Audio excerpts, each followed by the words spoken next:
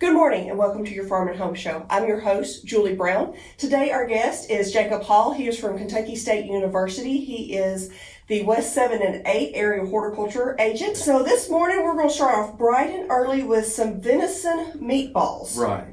So with this recipe, this is local venison that you Yes, said, Minnie was talking earlier that you said you killed. Right. So if you don't know what venison is deer. But this is probably something you could do if you had hamburger meat at home instead. Right. You could substitute that in as well. So tell us a little bit about how we're going to make these venison meatballs, Jacob. The venison's going to be really lean, so it's going to be healthier. It's going to have a little more protein, a little less fat in it. But as a whole, we're going to have to add some oats, or you could add an egg or something to keep them together. But so what we're going to do, we were starting out with a pound of venison, and then we're going to add in half of a large onion that's been minced, and you can chop it whatever size you would like. This is just going to add a little more flavor. It's going to be a 1/4 teaspoon of pepper and a 1/4 teaspoon of salt as well. And this is about 3/4 of a cup. This is half the recipe, but 3/4 of a cup of oats. Okay.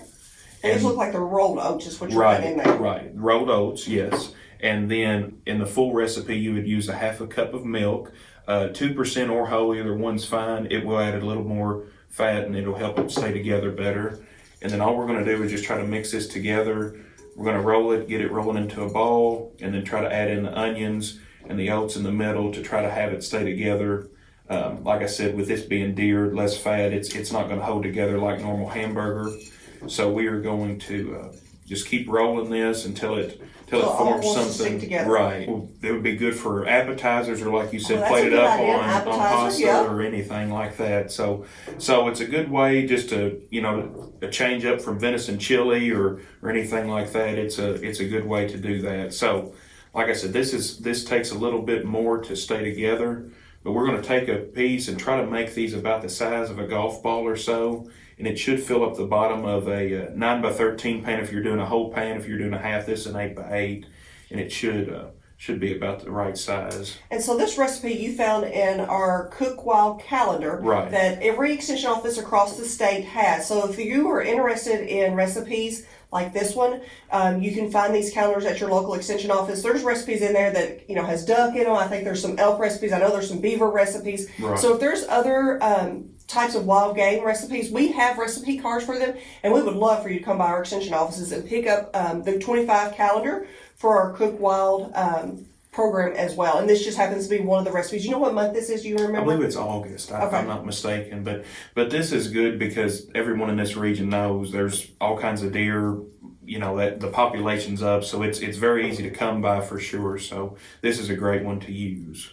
So as you're rolling these out, how long are we going to put this in the oven for to cook? They'll be in there at 350 for around an hour, but you want to make sure they temp check around 160 for all venison is what is required, or what they say is recommended is the best practice, and that'll make sure there's no bacteria left or anything. So with this sauce, will you put the sauce on before you cook or after you cook? Yes, so it goes on before you cook, and they recommend turning them twice during the recipe, during the cook time, to make sure it coats evenly. This will make right around, it looks like around 8. Yeah.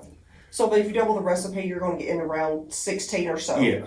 So what is in our sauce recipe here? Okay, so that is going to be a cup of ketchup for the full recipe. You're going to take your other half of the onion that you put in here, and you're going to grate it or mince it real fine, put it in your sauce. You'll be using around about a 1/4 cup of brown sugar. If you're wanting to cut down on calories or anything, you can cut that back, and about a 1/4 teaspoon of black pepper.